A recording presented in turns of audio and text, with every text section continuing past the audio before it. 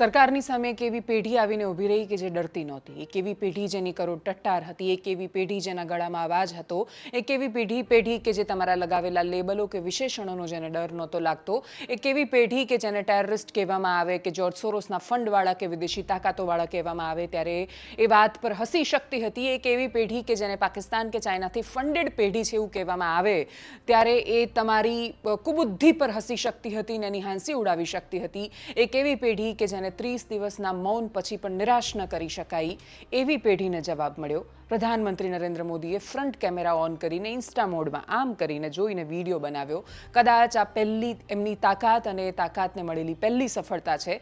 અભિનંદન generation Z, તમને પહેલી સફળતા મળી છે કે તમે દેશના પ્રધાનમંત્રીના મોઢે બોલાવી શક્યા છો જે સાંભળવાની તમને અપેક્ષા હતી.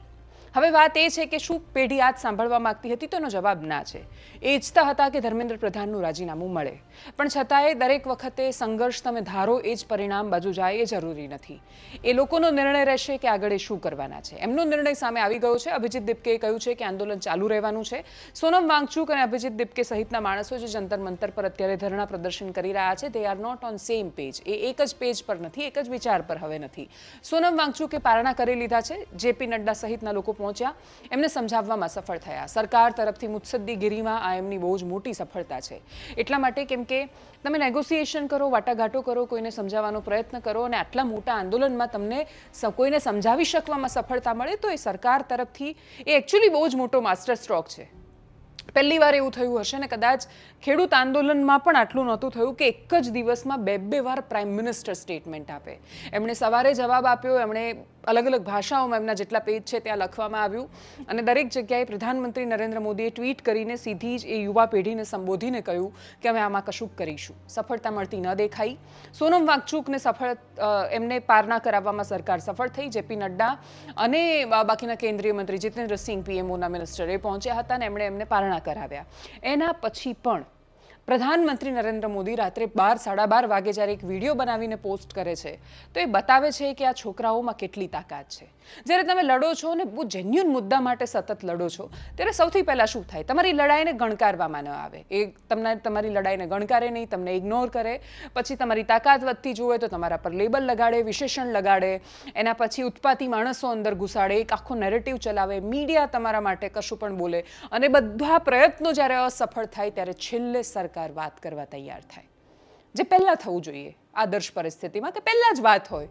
બાકીની આટલા બધા જે પ્રયત્નો અથવા આટલો વેસ્ટ ઓફ એનર્જી ને આટલા બધા દિવસોનો વેડફાટ, કલાકોનો વેડફાટ, માનવ કલાકોનો વેડફાટ જેટલો મોટો અપરાધ શું હોઈ શકે કે હજારો માણસ દિવસો સુધી જંતર મંતર પર આમ ઢસડાયા કરે. કેટલાય છોકરાઓને મારવામાં આવ્યા છે.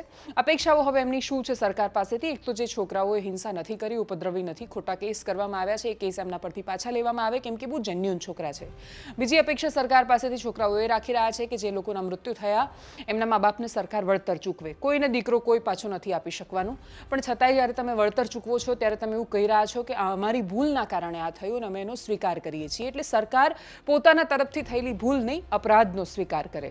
અને છેલ્લે વાત આવશે ધર્મેન્દ્ર પ્રધાનના રાજીનામાની. કેબિનેટ પર નજર રહેવાની છે. દેશની સંસદમાં શું નિર્ણય થાય છે એના પર પણ નજર રહેવાની છે. ફાસ્ટ ટ્રેક કોર્ટે હવે આ દેશમાં એટલા માટે સોલ્યુશન નથી રહ્યું કેમ કે જે દેશની સર્વોચ્ચ અદાલતના સર્વોચ્ચ ન્યાયાધીશે એવું કહી દીધું હોય કે અમને રસ નથી ને અમને સમય નથી આ બધા વિડીયો જોવામાં, એટલે જેમને માર ખાતા છોકરાઓના વિડીયોઝ જોવા એ સમયનો વેડફાટ લાગતો હોય. હાઈકોર્ટમાં દેશના એડિશનલ સોલિસિટર જનરલ એવું કહે છે કે આ તો ખાલી વ્યુઅરશિપ મેળવવા અને ટીઆરપીને ફેમસ થવા માટે લોકો પ્લી કરી રહ્યા છે અને કોર્ટે એમને ટોકવા પડે છે કે છોકરાઓ માર ખાઈને એની કોઈ અરજી લઈને આવે તો એમાં ફેમસ થવા માટે પ્લી કરી છે. એ વાત ક્યાંથી આવી? એટલે જ્યાં દેશમાં ન્યાયપાલિકા સાથે સંકળાયેલા માણસોનું આ વલણ હોય ત્યાં વધારે એક ફાસ્ટ ટ્રેક કોર્ટનું નિર્માણ એ શું ફરક પાડી દેશે આમાં? અને એટલે જ પેપર લીક એ બહુ મોટી સમસ્યા છે. એટલી જ સરકારે એ વાતનો સ્વીકાર કર્યો. એ પહેલી સફળતા છે. પ્રધાનમંત્રી કેમેરા પર આવીને આટલા એમના શાસનકાળના ઇતિહાસમાં પહેલી વાર બોલ્યા, એ બહુ જ મોટી સફળતા છે. હવે મુખ્ય વાત એ છે કે આ કોઈને ઝુકાવવા કે ફાડવા કે પ્રાઇમ મિનિસ્ટરે આ કર્યું કે એમને બોલાવા અને બોલ્યા એ સફળતા કદાચ આંદોલન એના માટે નહોતું. રાજનૈતિક રીતે વિપક્ષોને એક સંતોષ મળી શકે કે અમે આ કરી શક્યા કે આ કર્યું ને મળવો જોઈએ એમને. દેશની સરકારને ઝુકાવવી એમની તાકાત હોવી જોઈએ. છોકરાઓ દેશની સરકારને ઝુકાવવા નથી નીકળ્યા, એ પ્રાઇમ મિનિસ્ટરને સરેન્ડર કરાવવા નથી નીકળ્યા. છોકરાઓ અધિકાર, ન્યાય અને પોતાના પ્રશ્નો પ્રશ્નોના જવાબ મેળવવા માટે નીકળ્યા છે. એ જવાબ એ પ્રધાનમંત્રીના નિવેદનથી એમને એક સંતોષ આપશે, જીતનો સંતોષ આપશે.